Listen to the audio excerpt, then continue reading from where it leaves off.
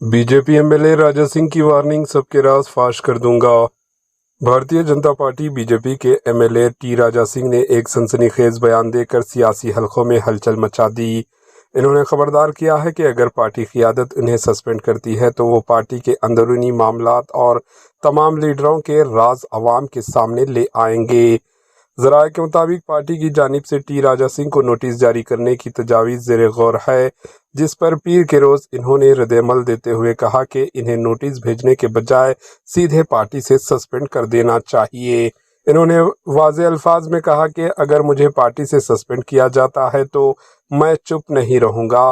किसी की वजह से पार्टी को नुकसान पहुँचे, किसी ने अंदर ही अंदर साजिशें की, सब कुछ अवाम के सामने रखूँगा। टी राजा सिंह ने इस बयान ने ये वाज़े कर दिया है कि बीजेपी की अंदरूनी सियासत में शदीद तनाव पाया जा रहा है। इनका ये भी कहना है कि वो किसी से नहीं डरते और सच बोलने के लिए हर वक्त तैयार हैं।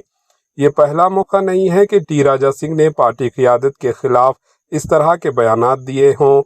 इससे पहले भी वो कई बार मुतनाज़ा बयानात दे चुके हैं, जिनकी वजह से पार्टी की वजाहतें देनी पड़ी थी। Bureau report, H news.